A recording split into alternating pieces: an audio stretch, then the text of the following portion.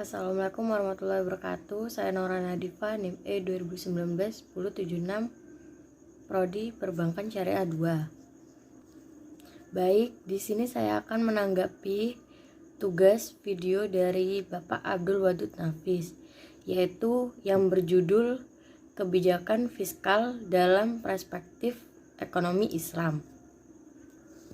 Yaitu yang pertama, kebijakan fiskal adalah kebijakan pemerintah yang berkaitan dengan aturan kinerja ekonomi melalui mekanisme penerimaan dan pengeluaran pemerintah.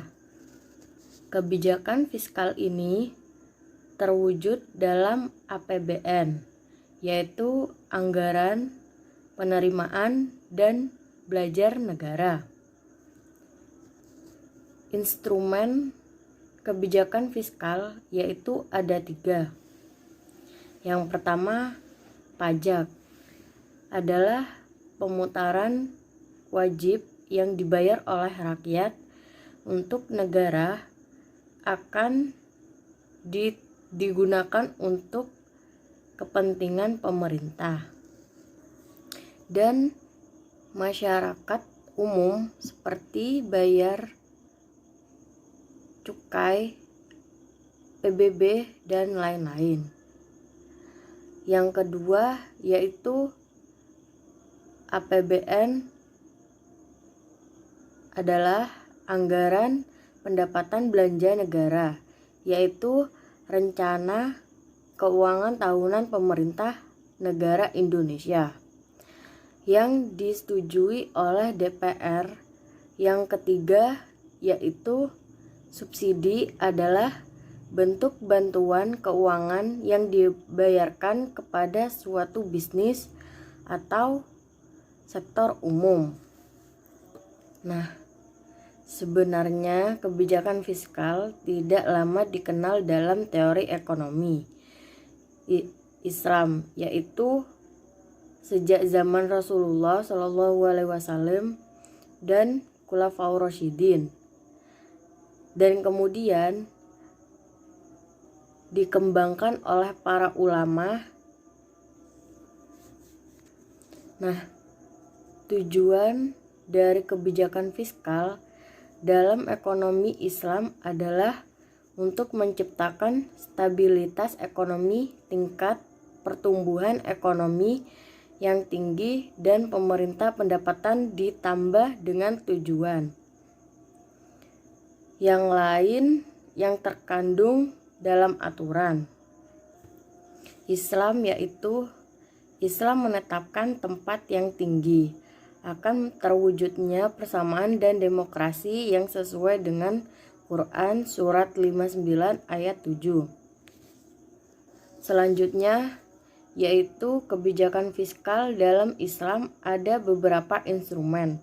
Yang pertama yaitu fidyah adalah pajak perlindungan yang diberikan kepada penduduk non-muslim pada suatu negara di bawah pengaturan Islam. Yang kedua yaitu ghanimah, merupakan harta rampasan perang yang diperoleh dalam suatu negara yang didahului oleh peperangan. Yang ketiga adalah zakat, yaitu harta tertentu yang harus dikeluarkan oleh orang yang beragama Islam dan diberikan kepada golongan yang berhak untuk menerimanya. Yang keempat yaitu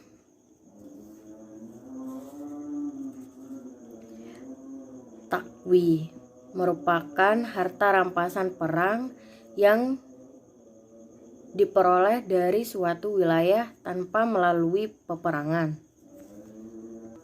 Yang kelima yaitu usur, merupakan pajak yang harus dibayar oleh para pedagang muslim atau non-muslim, atau dikenal juga bea cukai.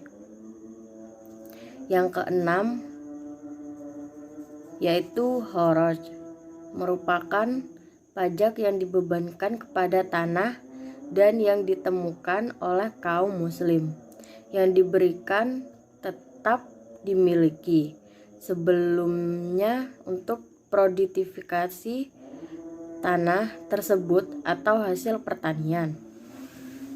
Yang ketujuh yaitu naif, merupakan pajak yang dibebankan oleh orang kaya muslim dikarenakan negara akibat perang.